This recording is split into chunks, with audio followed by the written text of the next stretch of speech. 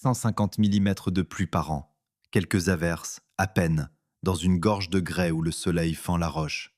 Et pourtant, là, ont vécu 20 000 personnes, avec des fontaines, des jardins et même un bassin. Comment fait-on jaillir une ville de la pierre là où il ne pleut presque jamais?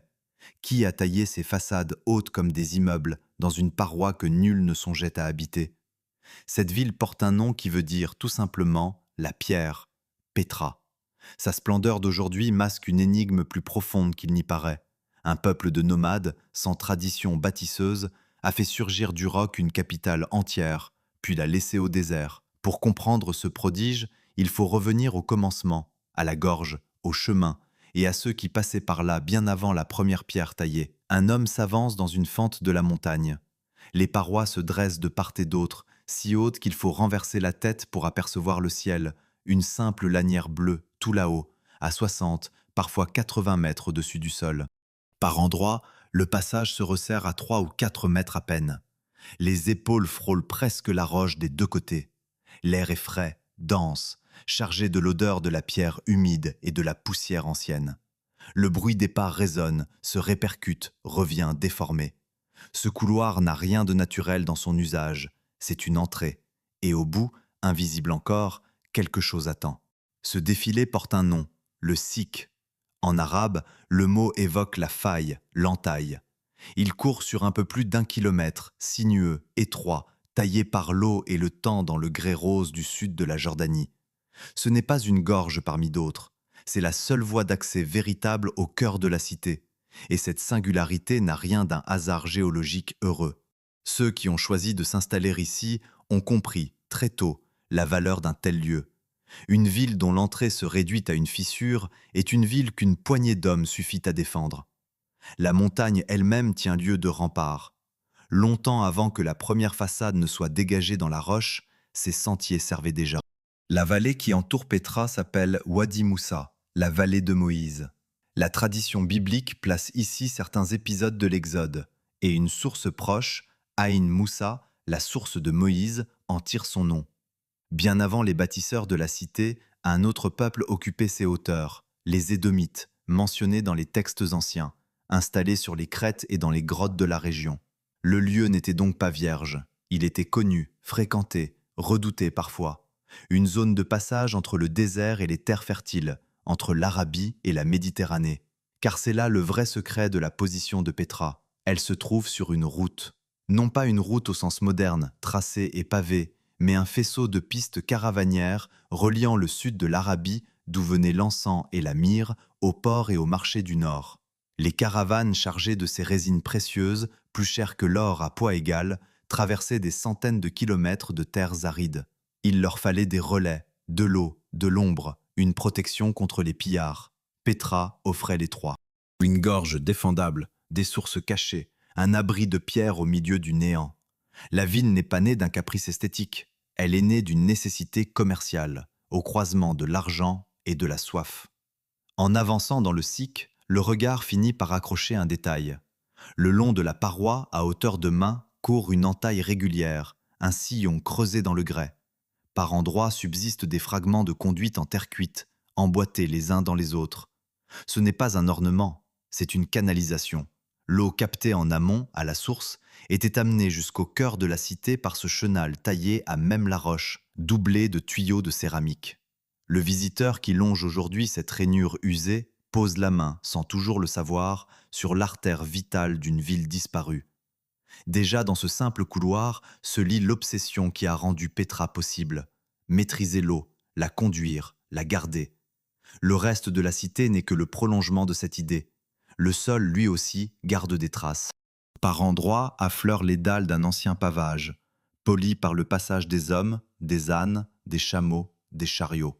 Le sikh n'était pas un chemin de terre battue, mais une voie aménagée, entretenue, empruntée par un flot continu de marchands et de pèlerins.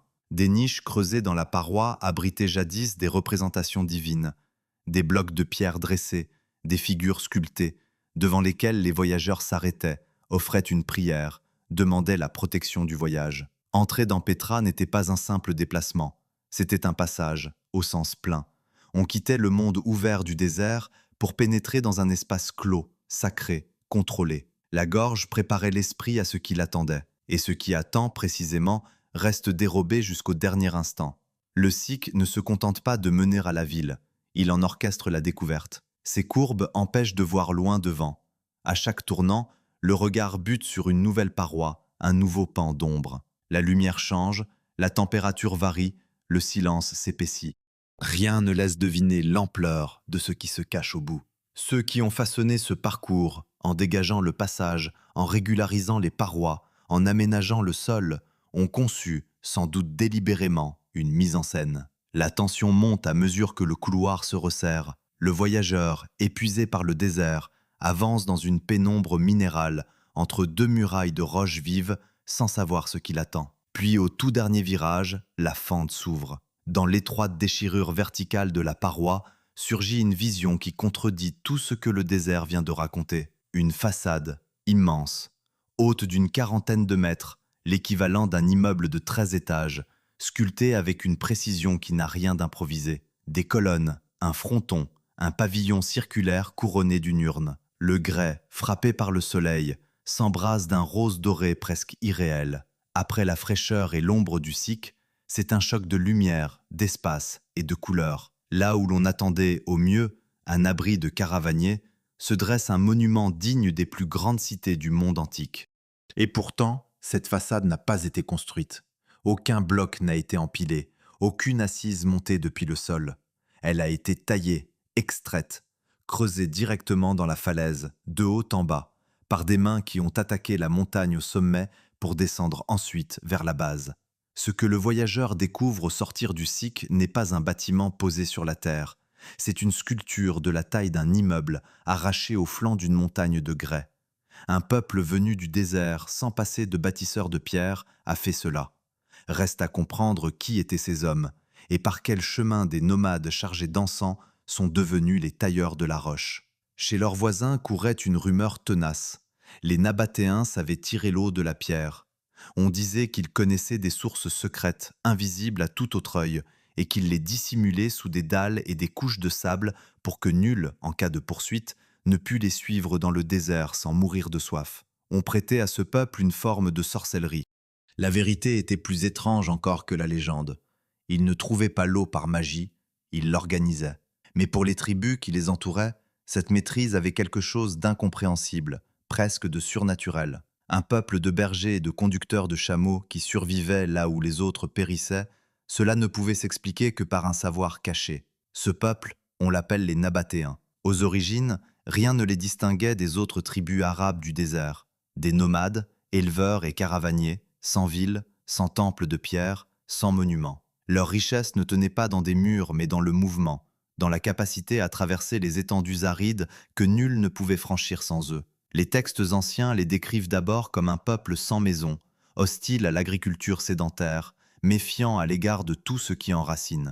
Une loi, rapportée par les auteurs grecs, leur interdisait même de planter du blé, de bâtir des demeures ou de boire du vin, tout ce qui aurait pu les fixer en un lieu et les rendre vulnérables à un conquérant.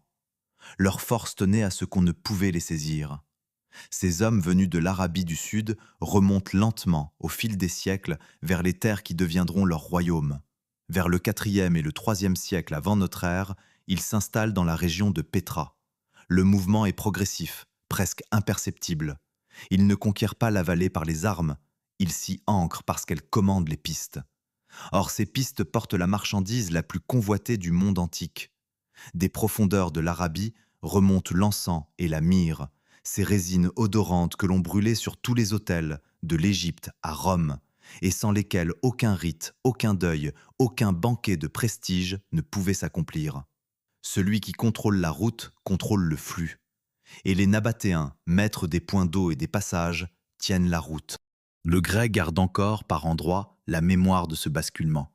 Sur les hauteurs qui dominent la vallée, subsistent des cavités sommaires, de simples grottes creusées ou agrandies dans la roche, sans façade, sans ornement. Ce sont les premiers abris, les refuges d'un peuple qui apprend peu à peu à habiter la pierre au lieu de la parcourir. On y sent encore la fraîcheur qui tombe des parois, cette température égale que le grès conserve, indifférent à la fournaise du dehors. Le contraste est saisissant. À quelques pas, le soleil écrase tout, La lumière blanchit le sol, l'air brûle la gorge. À l'intérieur, l'ombre est dense, presque humide, et le silence pèse comme dans une cave. C'est dans ce refuge minéral que les nomades ont commencé à devenir autre chose. Le passage du campement à la cité ne tient pas à un miracle, ni à un génie soudain. Il tient à l'argent. Chaque caravane qui franchissait le territoire nabatéen acquittait des droits de passage, une taxe sur la marchandise, un péage sur l'eau et la protection, multiplié par des centaines de convois, par des tonnes de résines et d'aromates. Cette redevance faisait affluer une fortune considérable vers un peuple qui, à l'origine, ne possédait ni terre cultivée, ni mines.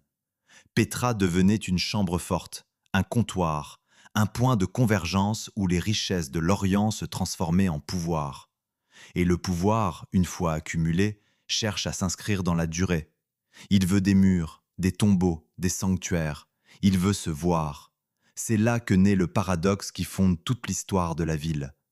Un peuple dont la loi même interdisait de bâtir des maisons se met à sculpter dans la falaise des façades hautes comme des immeubles.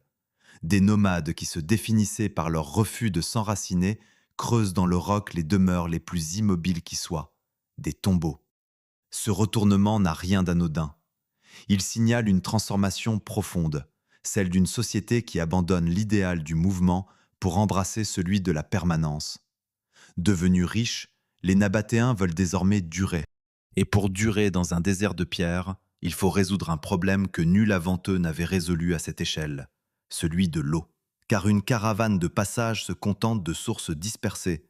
Une ville, elle, réclame un approvisionnement constant, régulier, capable de soutenir des dizaines de milliers de bouches à travers les mois sans pluie. Or, la vallée de Pétra ne reçoit qu'une poignée d'averses par an. Sur les hauteurs, l'eau ne tombe pas, elle s'abat, brutale et rare, sous forme de crues soudaines qui dévalent les gorges en quelques minutes, puis disparaissent aussi vite qu'elles sont venues, absorbées par le sable, perdues. Toute la difficulté tenait là, non pas dans le manque absolu d'eau, mais dans son intermittence, dans sa violence, dans son refus de se laisser retenir. Le désert ne refusait pas l'eau aux Nabatéens, il refusait de la garder pour eux. C'est cette contrainte et non un goût pour la grandeur qui a forgé le génie nabatéen. Un peuple habitué à survivre dans l'aridité avait appris de génération en génération à lire le terrain, à repérer où l'eau s'écoule et où elle stagne, à deviner sous la surface les nappes et les fissures. Ce savoir de nomade accumulé le long des pistes se mua peu à peu en science de bâtisseur. Ce qui n'était qu'un instinct de survie devint une ingénierie. Là où d'autres peuples voyaient une terre invivable, les Nabatéens voyaient un système à maîtriser.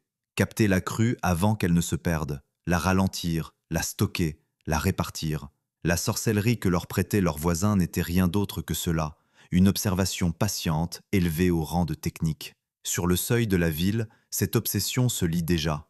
Dès l'entrée de la gorge, avant même que le voyageur ne franchisse le passage, les Nabatéens avaient dressé un barrage. Il ne servait pas à retenir l'eau pour la boire, mais à l'écarter, à détourner la crue meurtrière qui, sinon, se serait engouffrée dans le Sic et aurait tout emporté sur son passage. Le même peuple qui captait chaque goutte pour la vie savait aussi se protéger de l'eau lorsqu'elle devenait mortelle. Retenir et détourner, garder et repousser, toute la cité repose sur cet équilibre, sur cette double maîtrise d'un élément à la fois vital et destructeur. C'est en apprivoisant cette contradiction que des nomades ont pu faire tenir, contre toute vraisemblance, une ville entière au milieu de la roche et de la soif. Au cœur de la cité, un bassin. De l'eau immobile, ouverte au ciel, bordée de pierres, dans une vallée où le soleil pourrait la faire disparaître en un jour. Autour, des jardins ont poussé, irrigués, entretenus, verts au milieu du grès. Des fontaines coulaient dans les demeures des plus riches. Voilà le luxe suprême que Pétra offrait à ses habitants. Non pas l'or, non pas l'encens, mais l'eau montrée, l'eau gaspillée en apparence, l'eau que l'on pouvait se permettre de laisser reposer à l'air libre. Dans le désert, rien n'affirmait la puissance avec plus d'éclat qu'un plan d'eau tranquille. C'était dire, sans un mot, que la cité avait vaincu la soif. Ce prodige n'avait rien de naturel. La vallée ne recevait qu'une quinzaine de centimètres de pluie par an, l'équivalent de quelques fortes averses, dispersées sur 12 mois. Cette eau-là, livrée à elle-même, ne suffisait pas à faire vivre un village, encore moins une cité de plusieurs dizaines de milliers d'âmes. Tout reposait donc sur un principe que les Nabatéens ont porté à un degré de perfection inégalé dans le monde antique. Ne perdre aucune goutte, capter chaque source, intercepter chaque averse, retenir chaque crue, et conduire toute cette eau, patiemment, jusqu'au cœur de la ville. Ce n'était pas une prouesse isolée, mais un système entier, pensé à l'échelle du paysage tout entier. Le principe premier était la captation. Les Nabatéens allaient chercher l'eau loin, très loin en amont, jusqu'à des sources situées à des kilomètres de la cité, parfois à plus de 20 kilomètres à la ronde. La plus célèbre, Aïn Moussa, jaillissait des hauteurs à l'est. De là, l'eau devait descendre jusqu'au centre urbain sans se perdre en route, sans s'évaporer, sans se souiller. La solution fut un réseau de conduites courant le long des parois, tantôt taillées à même la roche sous forme de chenaux ouverts, tantôt constitués de tuyaux de terre cuite emboîtés bout à bout. Sur près de 8 kilomètres, cette artère principale acheminait l'eau vive depuis la source jusqu'au seuil de la cité, épousant les reliefs, contournant les obstacles, franchissant les dénivelés. La difficulté dans un tel réseau tient à la pente. Trop faible, et l'eau stagne, croupit, dépose ses sédiments et finit par obstruer le conduit. Trop forte, et elle dévale trop vite, prend de la vitesse, martèle les parois, provoque des turbulences qui usent la céramique et font déborder le système à chaque coude. Les Nabatéens avaient compris cet équilibre subtil. Ils ont établi leur conduite selon une inclinaison remarquablement régulière, de l'ordre de 4 degrés, maintenue sur des kilomètres à travers un terrain accidenté. Cette maîtrise de la pente, ce refus de la laisser varier, suppose des relevés, des calculs, une compréhension du comportement de l'eau que l'on n'attendrait pas d'un peuple sorti quelques générations plus tôt du nomadisme. Les tuyaux eux-mêmes racontent l'ingéniosité de leurs concepteurs. Ils étaient fabriqués en sections courtes, longues de 30 centimètres à 1 mètre environ, aux extrémités effilées, l'une se glissant dans l'autre. Cette conception n'avait rien d'arbitraire. Des segments courts permettaient d'épouser les courbes du terrain, de contourner en douceur un éperon rocheux, d'ajuster le tracé au plus près de la paroi. Là où une conduite rigide et longue aurait imposé des tranchées et des remblais, la canalisation nabatéenne serpentait, souple, autour des obstacles. Le raccord effilé, quant à lui, assurait l'étanchéité et régulait le débit. C'est un raffinement technique que l'ingénierie moderne n'a redécouvert que bien plus tard, à quelques siècles de distance seulement. Les Nabatéens l'appliquaient déjà, empiriquement, avec une justesse déconcertante. Mais capter et conduire ne suffisait pas. Encore fallait-il stocker pour traverser les longs mois sans pluie. C'est le rôle des citernes, ces réservoirs creusés dans la roche que l'on comptait par centaines à travers la ville et ses abords, environ 200 selon les relevés. Certaines étaient modestes, destinées à une famille ou à un quartier. D'autres atteignaient des dimensions vertigineuses. Les plus vastes pouvaient contenir jusqu'à près de 400 000 litres, de quoi remplir plusieurs dizaines de camions-citernes actuels. Creusées dans le grès, enduites d'un revêtement pour limiter les infiltrations, souvent couvertes pour ralentir l'évaporation, elles constituaient la réserve vitale de la cité, sa marge de survie contre la sécheresse. Restait l'ennemi le plus insidieux, l'impureté. Une eau acheminée sur des kilomètres charrie du sable, des débris, des sédiments qui, à la longue, colmatent les conduits et souillent les réservoirs. Les Nabatéens avaient prévu la parade. Le long du réseau, à intervalles réguliers, ils avaient aménagé des bassins de décantation. L'eau y ralentissait, s'y apaisait, et les particules lourdes qu'elle transportait se déposaient au fond avant qu'elle ne reprenne sa course.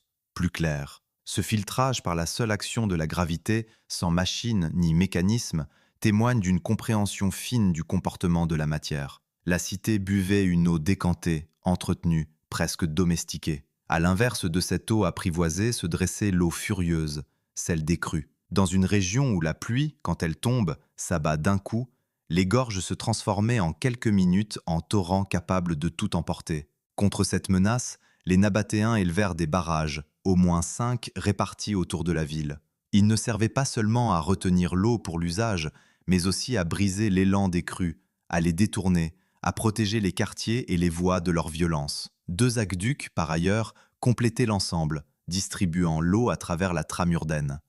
L'ensemble formait un organisme cohérent, où chaque élément répondait à un autre, où la captation, la conduite, le stockage, le filtrage et la protection s'articulaient en un tout. Ce système, les ingénieurs qui l'étudient aujourd'hui le considèrent comme l'un des chefs-d'œuvre de l'hydraulique antique, comparable aux plus grandes réalisations de leur temps. Sa réussite ne tenait pas à une invention unique et spectaculaire, mais à l'assemblage patient de solutions éprouvées, chacune ajustée à la contrainte du lieu. Voilà comment un peuple avait fait mentir le désert, non par sortilège, mais par une intelligence appliquée de l'eau. La magie que lui prêtaient ses voisins portait un nom moins mystérieux et bien plus admirable, celui d'un savoir accumulé, transmis, perfectionné, jusqu'à faire jaillir des fontaines là où le ciel refusait presque toujours de pleuvoir. La ville tenait debout parce que, sous ses façades de pierre, courait un réseau invisible d'eau conduite. Une résine grise, sèche, arrachée à l'écorce d'un arbre rabougri des déserts d'Arabie, valait, à poids égal, autant que l'or, parfois davantage. On la nommait l'encens, et sa fumée montait des autels de la Méditerranée tout entière. Aucun dieu n'était honoré sans elle, aucun mort de rang n'était pleuré sans qu'elle ne brûlât autour de son corps. Rome, à elle seule, en consommait des tonnes chaque année, réduites en cendres parfumées. Cette matière fragile, qui partait en fumée en quelques instants, faisait vivre des routes longues de milliers de kilomètres. Et au milieu de ces routes, tenant l'un des verrous les plus stratégiques du commerce antique, se dressait Pétra. Tout, dans la fortune de la cité, remontait à cette poignée de résines odorantes. L'encens et la myrrhe naissaient à l'extrémité sud de l'Arabie, dans des régions lointaines et jalousement gardées. De là, les caravanes s'ébranlaient vers le nord, chargées de ballots précieux, pour un voyage qui pouvait durer des semaines à travers les pires étendues du monde connu. Ces convois ne transportaient pas seulement les résines d'Arabie, se joignaient à elles les épices venues de plus loin encore, des confins de l'Orient, ainsi que la soie, les pierres, les aromates, tout ce que l'Occident convoitait et ne produisait pas. Pétra se trouvait au point où ces flux convergeaient avant de se disperser vers les ports et les marchés du monde méditerranéen. La position de la ville en faisait un passage presque obligé. Les caravanes qui remontaient d'Arabie devaient, à un moment, trouver de l'eau, du repos, une protection. Or, les Nabatéens contrôlaient les points d'eau et les pistes sur des étendues immenses. Contourner leur territoire revenait à s'aventurer sans relais dans des zones mortelles. Le traverser imposait de passer par eux, de payer, de se plier à leurs règles. Cette contrainte géographique valait de l'or. Chaque convoi acquittait des droits, une taxe sur la marchandise, une redevance sur l'eau et la sécurité. Multipliés par les centaines de caravanes qui empruntaient la route, par les tonnes de résine qui y circulaient, ces prélèvements faisaient de Pétra une caisse, un coffre, un point où l'argent du monde antique s'accumulait sans relâche. Mais les Nabatéens ne se contentaient pas de percevoir un péage. Ils s'étaient rendus indispensables. Leur connaissance du désert, héritée de leurs origines nomades, en faisait les meilleurs guides et les meilleurs protecteurs des convois. Ils escortaient les caravanes, garantissaient leur passage contre les pillards, indiquaient les sources cachées, négociaient les étapes. Une caravane confiée aux Nabatéens arrivait à bon port. Une caravane qui prétendait se passer d'eux courait à sa perte. Ce peuple avait transformé sa maîtrise du terrain en un service marchand, en une prestation dont dépendait la survie des marchands eux-mêmes. Le désert, qui aurait dû les condamner, était devenu leur fonds de commerce. Cette richesse afflua vers la vallée, et la vallée se transforma. L'argent des caravanes ne dormait pas, il se dépensait, il se montrait, il se fixait dans la pierre. Là où subsistaient jadis de simples abris, s'élevèrent des demeures, des sanctuaires, des tombeaux ornés. La ville se para. Au cœur de son artère principale s'ouvrit un espace large, animé, où se croisaient les marchands de tous horizons. Le grès garde encore la trace de cette effervescence. On imagine sans peine la chaleur qui montait de la roche, la poussière soulevée par les sabots, l'odeur mêlée des bêtes, du cuir, des épices éventrées et des résines. Les langues se mêlaient, les monnaies s'échangeaient, les accords se scellaient à l'ombre des parois. Pétra n'était pas une cité recluse, c'était un carrefour, bruyant, cosmopolite, où le monde entier passait pour marchander. Cette ouverture se lisait jusque dans la manière de bâtir. Les Nabatéens, marchands avant tout, avaient l'œil du voyageur. Ils avaient vu les temples de l'Égypte, les colonnes de la Grèce, les ornements de l'Orient. De ce vaste répertoire visuel, glané le long des routes, ils firent la matière de leur propre style. Sur leurs façades se mêlent des motifs venus d'horizons divers, des éléments empruntés à l'architecture grecque, des détails inspirés de l'Égypte, des formes issues de leur propre tradition. Cette synthèse n'était pas un pillage désordonné, mais l'expression d'un peuple qui, par son commerce même, appartenait à plusieurs mondes à la fois. La pierre de Petra parle toutes les langues de ses clients. Elle est le portrait fidèle d'une société de marchands enrichis, ouverte sur le vaste monde qu'elle reliait. Pourtant, cette prospérité éclatante reposait sur une base d'une fragilité redoutable. Toute la fortune de Petra tenait à une seule chose, le passage des caravanes par la terre ferme. La cité prospérait parce que la route commerciale traversait le désert et devait s'y arrêter. Sa richesse ne venait ni d'une terre fertile, ni d'une industrie, ni d'une ressource enfouie dans son sol. Elle venait d'un flux, d'un mouvement, d'un itinéraire. Et un itinéraire peut se déplacer. Le jour où des marchandises trouveraient un autre chemin, un chemin qui ne passerait plus par la vallée, la source même de la puissance nabatéenne se tarirait d'un coup. La ville qui vivait du passage mourrait de son détournement. Cette vulnérabilité était inscrite dans la nature même de sa fortune.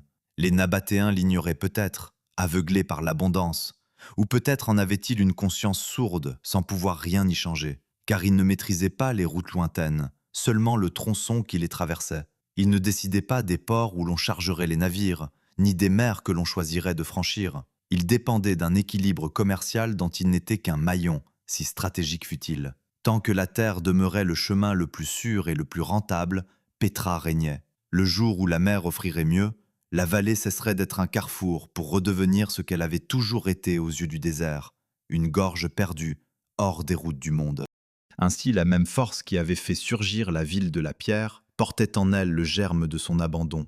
Le commerce avait donné aux Nabatéens l'or nécessaire pour tailler leurs façades et creuser leurs citernes, pour bâtir une capitale au milieu du néant. Mais ce commerce reposait sur une condition qui ne dépendait pas d'eux et qui, un jour, cesserait d'être remplie. La splendeur de Petra était réelle, tangible, gravée dans le grès pour des siècles. Sa richesse, elle, ne tenait qu'à un fil, le fil ténu d'une route que rien ne garantissait éternelle.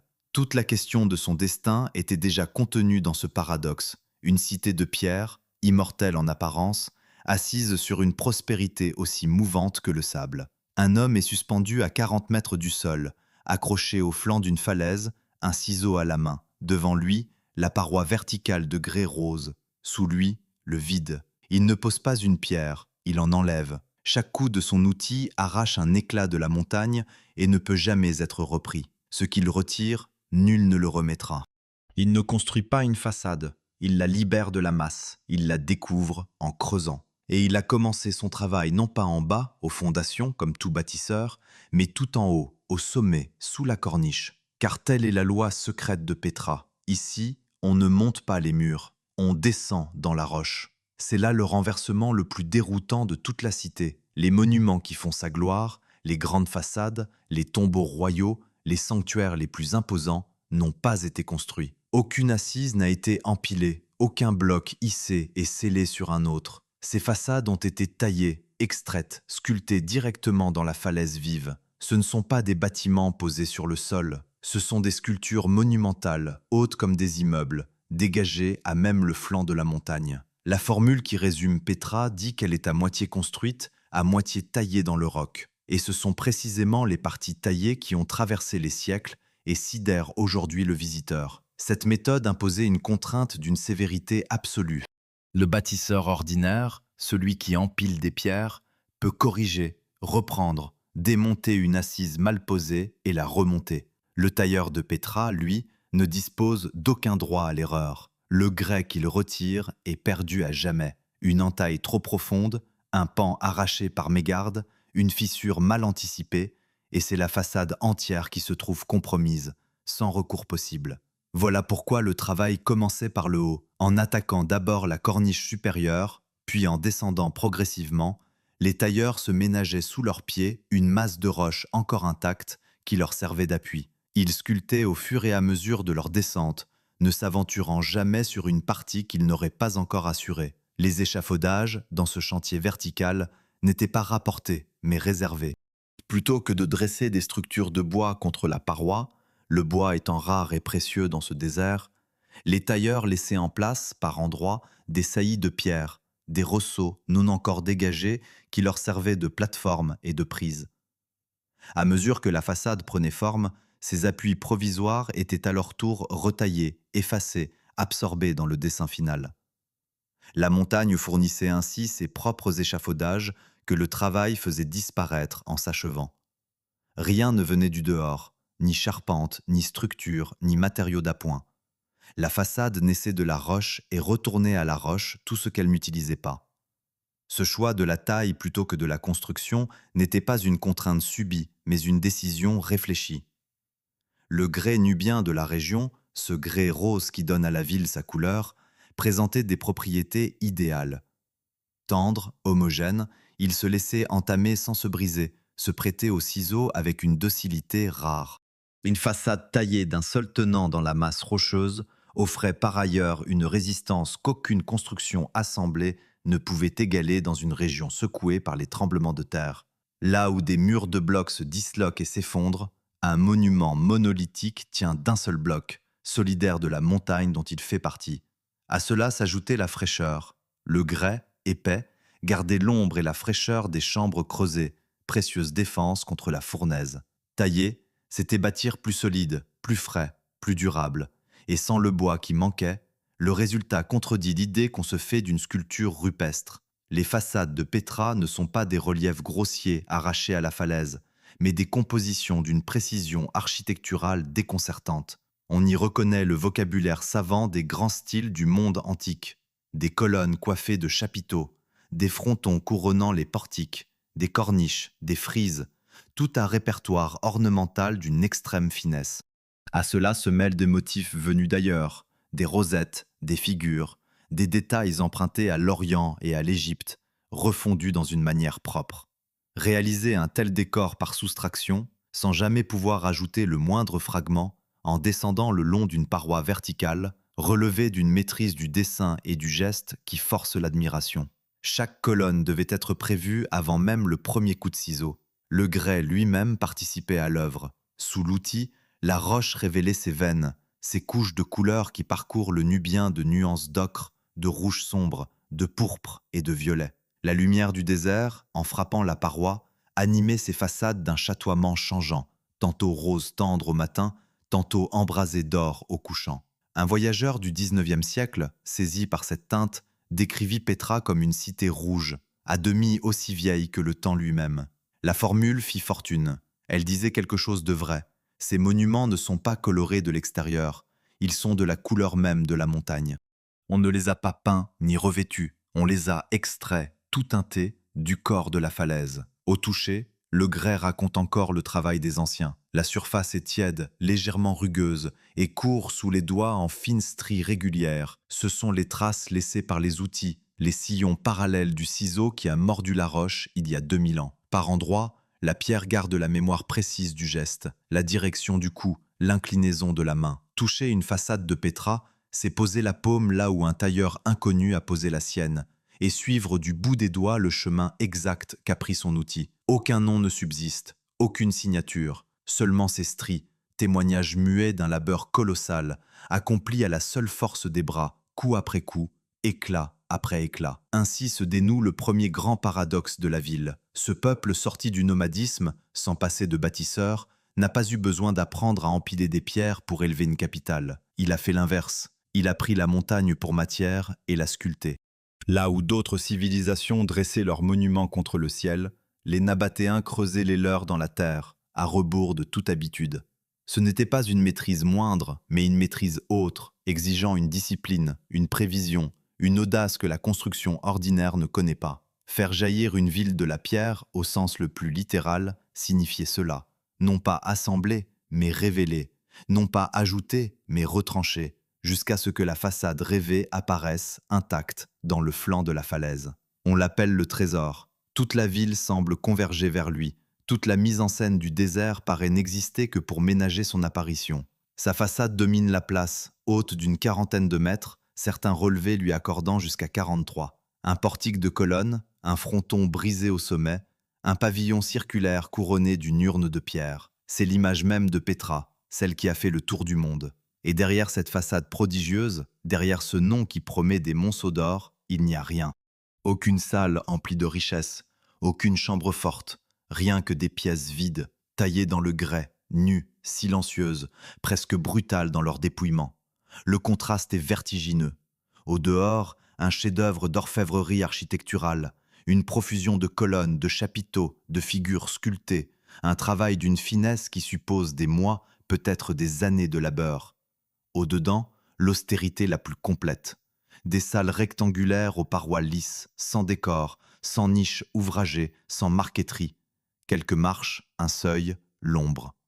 Celui qui franchit le portail après avoir contemplé la façade éprouve d'abord un saisissement, puis une sorte de déception, avant de comprendre que cette déception est un contresens. Le monument n'a jamais eu pour vocation d'abriter quoi que ce fût de précieux. Toute sa richesse est dehors.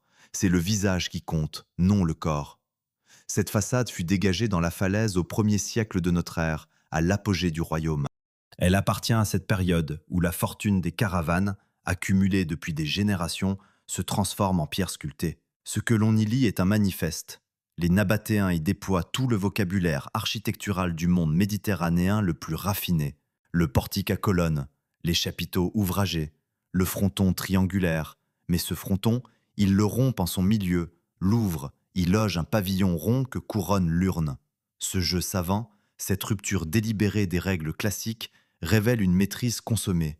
Ils ne copient pas, ils citent, ils recomposent, ils affirment leur appartenance au grand monde tout en imposant leur manière propre. Le nom, lui, ne vient pas des Nabatéens. Il est né bien plus tard, dans l'imagination des Bédouins qui vécurent des siècles dans ces pierres. Une légende s'attacha à l'urne dressée au sommet du pavillon circulaire, à plus de 30 mètres du sol. On racontait qu'un pharaon, poursuivant les Hébreux, avait dissimulé là son or, l'enfermant dans ce vase de pierre par un pouvoir magique hors de portée des hommes. Le trésor était là, tout près, visible, et pourtant inaccessible. De cette conviction naquit un rite étrange et tenace. Génération après génération, des hommes tirèrent sur l'urne, espérant la briser et voir pleuvoir l'or du pharaon sur la place. L'or n'est jamais tombé. Il n'y en avait pas. Il n'y en eut jamais. L'urne est un bloc de grès plein, taillé dans la masse comme le reste de la façade, sans cavité, sans contenu. Mais les balles, elles, ont laissé leur signature. En s'approchant, en levant les yeux vers le sommet du monument, on distingue encore les impacts, les éclats arrachés, les cicatrices creusées dans la pierre par des décennies de tirs obstinés. La façade la plus célèbre du monde antique porte, gravée dans son couronnement, la cupidité humaine mise à nu. Ceux qui la contemplent aujourd'hui admirent un chef-d'œuvre dont le point le plus haut a été mutilé au nom d'un trésor imaginaire. La légende n'a rien donné, elle a seulement abîmé la pierre. Reste alors la question véritable, celle que le faux nom a longtemps masquée. Si ce monument n'a jamais rien gardé, à quoi servait-il? La réponse la plus solide, celle que retient la majorité des spécialistes, désigne un tombeau, un mausolée royal taillé pour recevoir la dépouille d'un souverain nabatéen et sans doute celle de sa lignée. Cette hypothèse s'accorde avec tout, avec la nudité des salles intérieures, qui sont des chambres funéraires et non des entrepôts, avec la magnificence de la façade, destinée à proclamer aux vivants la grandeur d'un mort, avec l'usage même de la vallée, constellée de sépultures monumentales. Le nom le plus souvent avancé pour ce roi est celui d'Arétas IV, qui régna au tournant de notre ère et sous lequel le royaume atteignit son plus grand éclat. D'autres lectures existent, et l'honnêteté commande de les nommer. Certains chercheurs, s'appuyant sur les figures sculptées de la façade, y voient la marque d'un culte et proposent une fonction religieuse, celle d'un sanctuaire ou d'un lieu de cérémonie lié à une divinité. Les deux fonctions, du reste, ne s'excluent pas nécessairement. Le tombeau d'un roi, chez bien des peuples anciens, était aussi un lieu de culte, et le souverain défunt pouvait recevoir des honneurs qui touchaient au divin. Le débat demeure ouvert. Aucun texte contemporain ne vient trancher. Aucune inscription n'a livré le nom de celui pour qui ce prodige fut taillé. Le monument le plus photographié de Jordanie garde, sur ce point précis, son silence. Il faut se tenir là, sur la place, au moment où le soleil bascule et vient frapper de plein fouet le grès. La façade s'embrase alors d'un rose orangé, presque incandescent, et les colonnes projettent sur la paroi des ombres qui les font paraître détachées de la roche, comme si elles soutenaient réellement quelque chose. L'illusion est parfaite. On croit voir un temple posé devant la montagne. Ce n'est qu'une image, une apparence creusée dans le flanc de la falaise, une pure façade au sens le plus strict du mot. Derrière ces colonnes triomphales ne se cache aucun édifice, seulement l'obscurité de quelques salles vides et la masse compacte de la montagne. Le monument tout entier est un effet, une splendeur adressée au regard. Et c'est peut-être là que réside sa vérité la plus profonde. Ce que les Nabatéens ont taillé dans la falaise n'était pas un coffre, mais une déclaration. Un peuple issu du désert, longtemps méprisé comme une tribu de nomades sans art ni monument, affirmait au monde entier, par cette façade, qu'il maîtrisait les formes les plus savantes de son temps et qu'il pouvait les tirer, à main nue, du corps de la montagne. Le trésor de Pétra n'a jamais été enfermé dans une urne de pierre. Il est la pierre elle-même, sculptée jusqu'à l'invraisemblable par des hommes qui, quelques siècles plus tôt, n'avaient d'autre demeure que le mouvement. Les Bédouins tiraient sur le vase en cherchant l'or. L'or, tout ce temps, se tenait sous leurs yeux, étalé sur 40 mètres de hauteur. Sur la paroi d'un tombeau, gravé dans le grès, un nom, Abdo-Mandchou. Deux écritures se répondent, l'une nabatéenne, l'autre grecque, comme si celui qui avait fait tailler cette sépulture voulait être lu par les deux mondes auxquels il appartenait. Le texte ne chante pas ses exploits, ne proclame aucune victoire. Il énonce quelque chose de bien plus troublant. Cet homme a fait creuser sa tombe de son vivant, pour lui-même et pour les siens, et il a pris soin de préciser qui pourrait y reposer après lui. Parmi les centaines de façades muettes de la vallée, voilà l'une des rares où la pierre consent à livrer un nom, une intention, une biographie. Cette inscription bilingue est un document exceptionnel. Elle date probablement du règne de Malikos II, dans la seconde moitié du 1er siècle de notre ère, et fait apparaître un individu qui n'était ni roi ni conquérant, mais un notable soucieux d'organiser sa postérité. On y devine tout un rapport au temps. L'homme sait qu'il mourra, il ne s'en cache pas, et il investit une fortune considérable pour que sa dépouille et celle de sa famille soient abritées dans le roc, à l'abri des siècles. Le tombeau, chez les Nabatéens, n'était pas seulement une sépulture, c'était un titre de propriété sur l'éternité, un acte juridique gravé dans la montagne, dont les termes engageaient les descendants. Cette dimension légale surprend. Certaines inscriptions funéraires de la vallée ne se contentent pas de nommer le défunt, elles édictent des règles. Elles précisent qui a le droit d'être enseveli dans la chambre, interdisent la vente du monument, prohibent son usage par des étrangers à la lignée et prévoient parfois des sanctions contre celui qui violerait ces dispositions. La pierre devient contrat. Elle fixe pour toujours ce que la parole aurait laissé s'effriter. Derrière la beauté des façades se cache ainsi une société précise, notariée, préoccupée de transmission et de droit, où la mort elle-même s'administre. Ces hommes venus du désert avaient développé une conception du patrimoine que la roche devait garantir contre l'oubli. D'autres noms affleurent, épars, arrachés au silence. Une des grandes sépultures de la falaise est associée à un homme du nom d'Unaïchou. Il n'était pas souverain, il était le frère de la reine et son ministre, l'homme des affaires du royaume dans les années 70 de notre ère, sous le règne de Shakilat II. Sa tombe, taillée parmi les plus imposantes, dit la puissance réelle de ceux qui, sans porter la couronne, tenaient les rouages de l'État. On mesure alors ce que ces façades signifiaient dans la vie politique de la cité. Elles n'étaient pas seulement des demeures pour les morts, elles étaient une hiérarchie rendue visible, gravée à flanc de montagne, où chacun occupait dans la roche la place que la naissance et la faveur royale lui avaient value. Car la vallée tout entière est une immense nécropole ordonnée. Le long des parois s'alignent les façades funéraires, des centaines, du monument royal colossal à la niche modeste creusée en hauteur. Une rue entière du site n'est bordée que de tombeaux superposés, empilés sur plusieurs registres, si serrés qu'ils forment une véritable muraille de portes ouvertes sur le néant.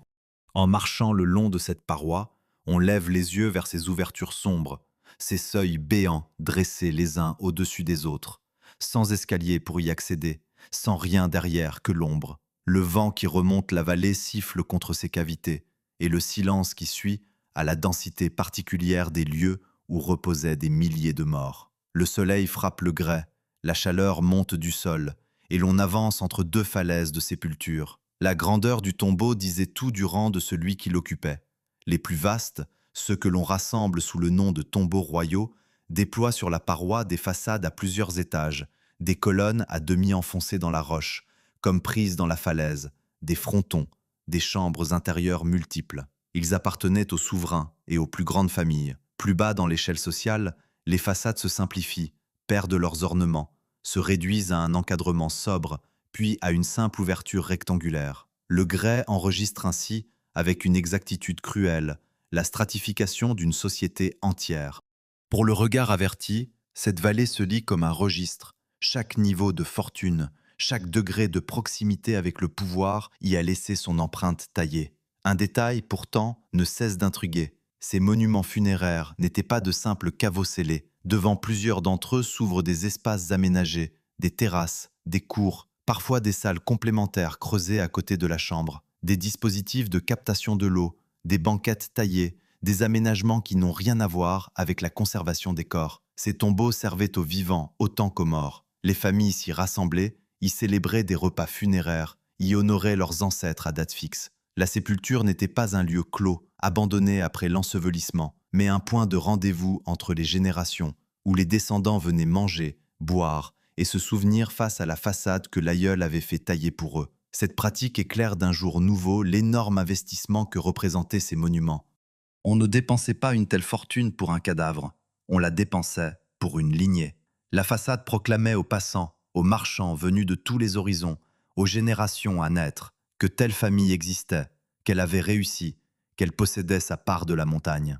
Dans une cité dont la richesse provenait du commerce, où les fortunes pouvaient se faire et se défaire au rythme des caravanes, la tombe taillée dans le roc représentait la forme la plus sûre de permanence. Le grès ne se dérobait pas à lui. Ce que l'on y avait gravé demeurait. Et pourtant, de cette immense affirmation d'éternité, il ne reste presque rien d'individuel. Les chambres ont été vidées, pillées, réoccupées, balayées par les siècles. Les corps ont disparu, les offrandes se sont volatilisées. Sur des centaines de façades, une poignée seulement de noms subsiste. Abdemanchou, qui préparait sa dernière demeure. Unaïchou, le frère de la reine. Quelques autres, épars, à demi effacés. Tout le reste est anonyme. Une foule de morts sans visage devant des portes magnifiques. Ces hommes avaient tout misé sur la pierre pour échapper à l'oubli, et la pierre les a trahis à moitié. Elle a gardé leur demeure avec une fidélité prodigieuse et laissé s'effacer ceux qui les habitaient. En l'an 106 de notre ère, le royaume nabatéen cessa d'exister. Aucun siège, aucun assaut, aucune brèche ouverte dans une muraille. Nulle armée ne descendit la gorge en armes, nul incendie ne dévora la cité. Rome annexa simplement le royaume, et la capitale des caravaniers devint, du jour au lendemain, une ville provinciale de l'Empire. Les sources restent d'une discrétion troublante sur les circonstances exactes. On ne sait ni si le dernier souverain mourut sans héritier, ni si un arrangement fut conclu, ni si une menace suffit à emporter la décision. Un royaume vieux de plusieurs siècles s'éteignit sans que la pierre en garde la moindre cicatrice. La nouvelle province reçut un nom qui disait tout de la place de la cité dans l'esprit des vainqueurs, l'Arabie pétrée, l'Arabie de la pierre. Rome ne détruisit rien, elle n'en avait aucun motif. La ville était riche, ordonnée, dotée d'un système d'eau que les ingénieurs de l'Empire ne pouvaient qu'admirer, et située sur des routes commerciales dont l'Empire entendait bien tirer profit.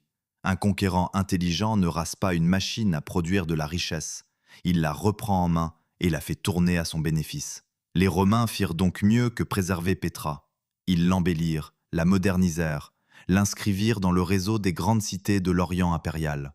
Le signe le plus visible de cette mainmise se lit au sol, dans la grande artère qui traverse le cœur de la cité. Les Romains en firent une rue à colonnes, cette voie monumentale bordée de fûts alignés que l'on retrouve dans toutes les villes d'Orient soumises à leur autorité. La chaussée fut pavée de dalles, élargie jusqu'à 6 mètres environ, tracée avec cette rigueur que l'Empire imposait partout. De part et d'autre s'élevaient les colonnes, régulières, comme une haie de pierre encadrant le passage. Rien de nabatéen dans ce dessin. C'était la signature de Rome, apposée sur le sol même de la ville, et reconnaissable de Palmyre à Éphèse. Marcher sur ces dalles, c'était marcher dans l'Empire. Ce contraste architectural est saisissant. D'un côté, les façades taillées dans la falaise, sculptures monumentales arrachées à la montagne, œuvre d'un peuple qui creusait au lieu de bâtir. De l'autre, une avenue construite selon le canon romain, faite de blocs assemblés, de colonnes dressées, de dallages réguliers. Deux conceptions du monde se juxtaposent dans la même vallée. La roche parle nabatéen, la rue parle latin. La ville devint ainsi un objet double, mi-taillée, mi-construite, où l'on passait en quelques pas du génie du désert à l'ordre impérial. Cette dualité, aujourd'hui encore, structure le regard de qui parcourt le site. Rome apporta aussi ses réseaux. La cité fut reliée à la grande voie qui parcourait la province du nord au sud, cette route impériale pavée qui reliait la Syrie à la mer Rouge. Des bornes, des relais, des garnisons ponctuèrent le trajet. Pétra n'était plus un verrou tenu par des tribus, mais un point sur une carte administrative, dotée d'un statut, soumise à des fonctionnaires, intégrée à une comptabilité. Elle reçut des honneurs impériaux et connut, au IIe et IIIe siècle, une période de prospérité réelle. La ville était riche, entretenue, visitée. Rien, à ce moment, ne laissait présager le silence. Le théâtre témoigne de cette vie urbaine. Creusés dans le flanc de la montagne, ces gradins taillés à même le grès, ils pouvaient accueillir plusieurs milliers de spectateurs. Les estimations oscillent entre 4000 et 8500, selon la manière dont on compte les rangs disparus. Dans une cité de quelques dizaines de milliers d'habitants, une telle capacité signifie qu'une part considérable de la population pouvait s'y rassembler en même temps. Chose remarquable, la construction de ce théâtre avait exigé de trancher dans des tombeaux antérieurs, dont on aperçoit encore les chambres éventrées au-dessus des gradins. La ville des vivants avait entamé, sans état d'âme, la ville des morts. Il faut se tenir aujourd'hui sur cette avenue pour mesurer ce qui s'est joué. Le soleil y tombe à la verticale, sans un pan d'ombre. La poussière monte du dallage antique. Le vent la pousse en rafales sèches le long de la voie. De part et d'autre gisent des fûts de colonnes renversées, couchées dans le sable, brisées en tronçons réguliers comme des vertèbres. Certains se sont abattus dans le même sens, tous ensemble, alignés dans leur chute. La chaleur écrase la pierre, l'air vibre. On avance dans une rue qui n'existe plus, entre les débris d'un ordre qui se croyait éternel, et la seule chose qui bouge est le sable qui court entre les blocs. Car pendant que Rome pavait, un basculement silencieux s'opérait ailleurs, très loin de la vallée. Les marchandises de l'Orient trouvaient un autre chemin. Les navires exploitaient désormais pleinement les vents saisonniers, traversaient les mers en droite ligne, remontaient jusqu'au port où la cargaison se déchargeait directement. Transporter par bateau coûtait moins cher, aller plus vite, échapper aux péages et aux pillards. Ce que le désert imposait, la lenteur, la soif, les redevances, les relais, la mer l'abolissait. Rome elle-même encourageait ce mouvement, développant les routes maritimes qui alimentaient ses ports. Le coup fut d'autant plus redoutable qu'il ne ressemblait à rien d'une agression. Aucun ennemi ne se présenta devant la cité. Le trafic simplement diminua. Les caravanes se firent moins nombreuses, les péages moins lourds, les fortunes moins éclatantes. La ville conserva ses façades, ses citernes, son théâtre, ses colonnes neuves, tout l'appareil d'une capitale prospère. Mais la source invisible qui alimentait tout cela se réduisait d'année en année. Le fil dont dépendait sa richesse ne fut pas tranché, il s'amincit, lentement, jusqu'à devenir imperceptible. Ainsi, Rome ne tua pas Pétra. Elle lui donna une avenue à colonnes, un pavage, un statut, une place dans l'Empire, et cette générosité même souligne l'ironie du destin de la cité. Le conquérant venu par la gorge n'a jamais été le danger. Le danger était une idée, une modification d'itinéraire, une préférence commerciale pour le vent et le sel plutôt que pour le sable. Une ville que nulle armée n'avait su prendre commençait à mourir parce que des navires, ailleurs, avaient trouvé une meilleure route. Les colonnes que Rome avait dressées se tiendraient encore debout longtemps, mais elles bordaient déjà une avenue par laquelle passaient de moins en moins de marchands. Le 19 mai de l'an 363, la terre se souleva. Le grondement monta des profondeurs, les parois de la vallée s'ébranlèrent, et la montagne, qui avait servi de refuge et de matière à tout un peuple, se retourna contre la ville qu'elle abritait. Les colonnes romaines s'abattirent, alignées dans leur chute. Des pans de roches se détachèrent des falaises. Des chambres taillées s'effondrèrent sur elles-mêmes. Mais le désastre le plus grave ne fut pas celui que l'on voyait. Sous les décombres, invisibles, quelque chose venait de se rompre, et c'était de cela, non des pierres tombées, que la cité ne se relèverait jamais tout à fait. Le réseau d'eau avait cédé. Les conduites de céramique, calibrées avec cette précision qui faisait toute la puissance des Nabatéens, s'étaient disloquées.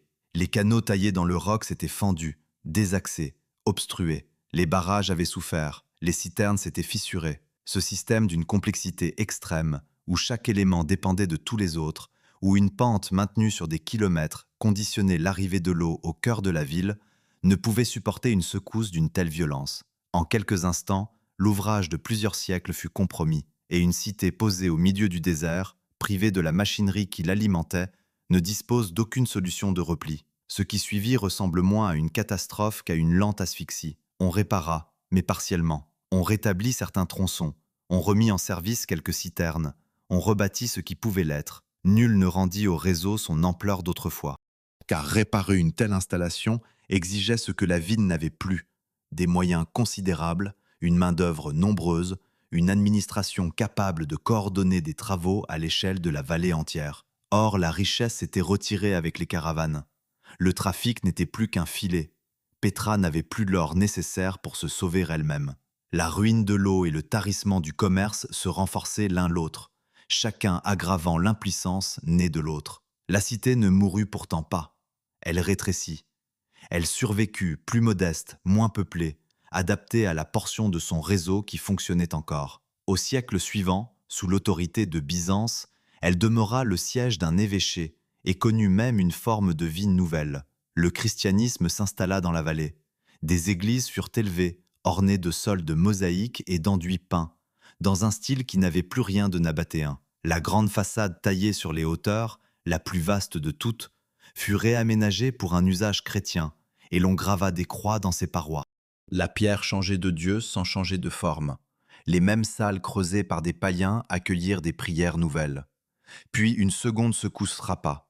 En 551, un nouveau tremblement de terre ravagea la région. Certains chercheurs le tiennent pour la véritable rupture, celui qui acheva ce que le précédent avait entamé, et le débat entre les deux dates demeure ouvert parmi les spécialistes. Il n'existe pas de réponse définitive, et l'honnêteté commande de le dire. Ce que l'on sait avec certitude, c'est qu'une ville affaiblie, appauvrie, dépendante d'une infrastructure déjà mutilée, ne pouvait absorber un tel choc. Après lui, la vie urbaine s'éteignit pour de bon. Ce qui restait de population se dispersa vers des terres plus clémentes. De cette période subsiste pourtant un témoignage bouleversant. Dans les décombres d'une église ravagée par le feu, furent retrouvés des rouleaux carbonisés, noircis, réduits à l'état de cylindres fragiles, des documents du VIe siècle, calcinés par l'incendie qui avait détruit l'édifice et paradoxalement sauvés par lui. La chaleur, en les carbonisant, les avait soustraits à la décomposition. On y déchiffre des contrats, des ventes, des successions, des litiges de propriété. Ce ne sont pas des poèmes ni des chroniques héroïques, ce sont des papiers de famille. Ils montrent une population encore là, encore active, encore occupée à acheter, à hériter, à se disputer des terres, dans une ville que l'on croyait déjà morte. Le désert reprit possession des lieux avec une patience implacable. Le sable, poussé par le vent, s'accumula contre les façades, recouvrit les dalles, combla les rues.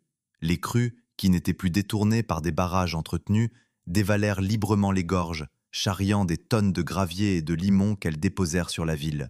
Mètre après mètre, siècle après siècle, la cité disparut sous ses propres alluvions.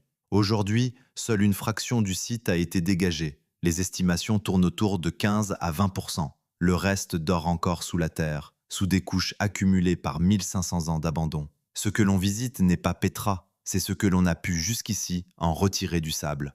Le silence qui s'installa n'était pas complet. Des tribus continuèrent d'habiter les grottes, de faire paître leurs troupeaux entre les tombeaux, de connaître chaque sentier de la vallée. Au XIIe siècle, des croisés élevèrent des forts sur les hauteurs environnantes, avant que la région ne repasse sous une autre autorité. La vallée n'était pas vide, elle avait simplement cessé d'être une ville. On y vivait, mais on n'y bâtissait plus. On y passait, mais on n'y commerçait plus. Les façades demeuraient, intactes ou presque, magnifiques et inutiles, contemplant une place où plus personne ne se rassemblait. Il faut imaginer ce lieu au crépuscule, dans les siècles de son abandon. Le soleil quitte les hautes parois, la chaleur reflue d'un coup, le froid tombe avec une rapidité surprenante. Les façades s'éteignent, passent du rose incandescent au gris minéral. Le vent s'engouffre dans les chambres vides et en tire un souffle grave, continu. Nulle lampe ne brille, nulle voix ne monte, nul martèlement de ciseaux. Seulement les portes ouvertes sur l'ombre, par centaines, alignées le long des falaises, et le sable qui monte doucement, année après année, contre les seuils que des hommes avaient taillés pour l'éternité. Ainsi se dénoue le second paradoxe de Petra. Nul conquérant ne l'a détruite, nul incendie ne l'a consumée, nul massacre n'a vidé ses rues. Elle est morte de ce qu'il avait fait. La route qui l'avait enrichie s'est déplacée vers la mer. L'eau qu'elle avait si magistralement domptée lui a échappé le jour où la terre a rompu ses conduites. Une cité peut mourir sans qu'on la tue. Il suffit de lui retirer les deux conditions invisibles de son existence, l'argent qui passait et l'eau qui coulait. Le désert n'a rien fait d'autre que redevenir lui-même. La pierre, elle, n'a pas bougé. Elle attendait. En l'an 1812, un homme s'avance vers la vallée interdite. Il porte le vêtement arabe, parle la langue avec l'aisance d'un natif, connaît les prières, les usages, les formules de politesse. Il se dit musulman et se nomme le Cheikh Ibrahim. Il explique aux hommes qui gardent la vallée qu'il a fait vœu de sacrifier une chèvre au tombeau d'Aaron sur la hauteur qui domine le site. Sa demande est pieuse, sa langue irréprochable, son maintien ne trahit rien. On le laisse passer. Cet homme n'est ni cher ni musulman. Il est suisse. Il se nomme Johann Ludwig Burckhardt et il est en train de commettre l'une des plus audacieuses supercheries de l'histoire de l'exploration. Il avait préparé cette imposture pendant des années, apprendre la langue jusqu'à en effacer tout accent, adopter les coutumes, se fondre entièrement dans un monde qui n'était pas le sien. La vallée dont il avait entendu parler par des rumeurs, ces récits de façades colossales taillées dans le roc au fond du désert, étaient fermés aux étrangers. Aucun Européen n'y était entré depuis des siècles. Se présenter comme ce qu'il était eût signifié au mieux un refus, au pire la mort. Il choisit donc de devenir un autre, et son prétexte religieux avait été calculé avec un soin extrême, car il justifiait précisément le détour par cette gorge que nul voyageur n'aurait eu de raison d'emprunter. Ce qu'il vit, ce jour-là, dépassait tout ce qu'il avait imaginé. Le couloir de pierre, la lumière soudaine, les façades sculptées à flanc de falaise, les tombeaux par centaines, et il ne pouvait rien montrer. Sortir un carnet, tracer un croquis, prendre une mesure, c'était se dénoncer aussitôt et signer son arrêt.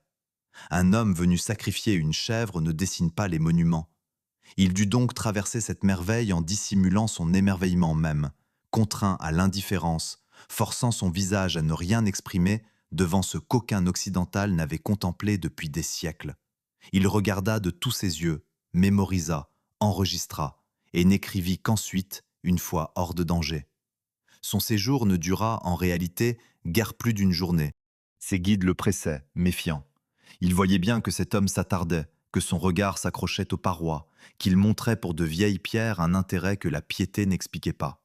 Il accomplit le sacrifice, redescendit, sortit de la vallée. Et lorsque le récit de son passage parut, l'Europe reçut le choc que l'on devine. Une cité entière, taillée dans la roche, oubliée au fond du désert. La nouvelle enflamma l'imagination du siècle romantique, qui y trouva l'incarnation parfaite de son rêve. La ville perdue, ensevelie, restituée au monde par l'audace d'un seul homme. Ce récit, pourtant, repose sur un contresens dont il faut se défaire. Petra n'avait jamais été perdue. Elle ne l'était que pour l'Europe. Les tribus bédouines de la région connaissaient chaque sentier de la vallée, chaque grotte, chaque citerne. Elles vivaient là, dans les chambres taillées par les Nabatéens, faisaient paître leurs troupeaux entre les façades, transmettaient de génération en génération les noms des lieux et les récits qui s'y attachaient.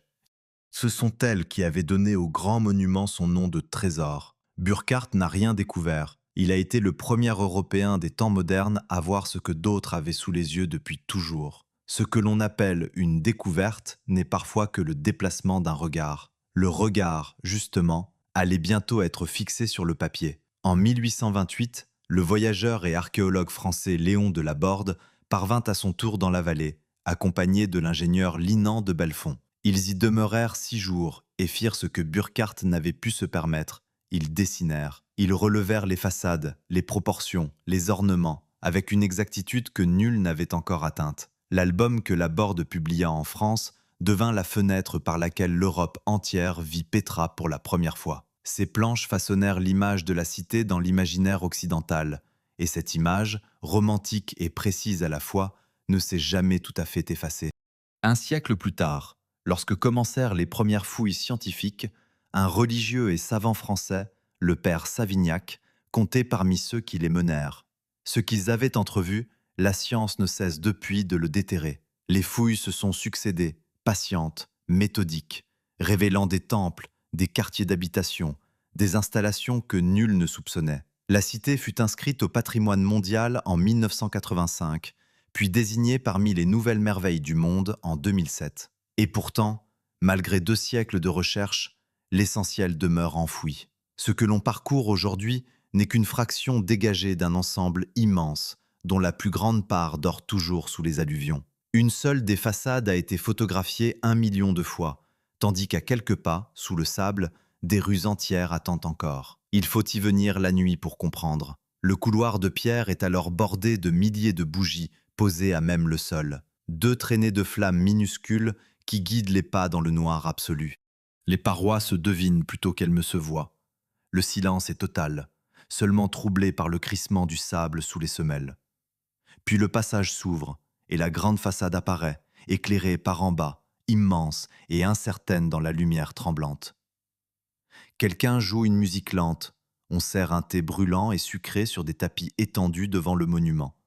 Au-dessus, dans l'étroite déchirure du ciel, les étoiles brillent avec une netteté que seul le désert autorise. La pierre, tiède encore de la journée, rend sa chaleur à la nuit. Alors la réponse s'impose, tout entière. Comment un peuple de nomades a-t-il fait jaillir une ville de la pierre? Parce qu'il tenait la route de l'encens et en tirait une fortune? Parce que le grès de cette vallée se laissait sculpter? Parce qu'il avait appris, en survivant dans l'aridité, à capter et conduire l'eau mieux que quiconque? Ni magie, ni secret perdu. De l'argent, de la roche tendre, une intelligence patiente de la matière. Et pourquoi l'a-t-il ensuite laissé au désert? Parce que les navires ont trouvé une meilleure route que le sable, et parce que la terre, en tremblant, a brisé les conduites qui faisaient vivre la cité. On ne l'a pas tuée, on l'a simplement privée des 2 choses invisibles dont elle dépendait, l'or qui passait et l'eau qui coulait. Le reste, le désert s'en est chargé. Il demeure une part d'ombre, et elle est immense. Le nom du roi couché derrière la plus célèbre façade du monde reste incertain. La date exacte du coup fatal se dispute entre 2 tremblements de terre. Et sous les pieds de ceux qui parcourent la vallée, la majeure part de la cité n'a jamais été vue par personne depuis plus de 1500 ans. Les fouilles, elles, n'ont pas fini de livrer leurs réponses. Merci d'avoir cheminé jusqu'au bout de cette histoire.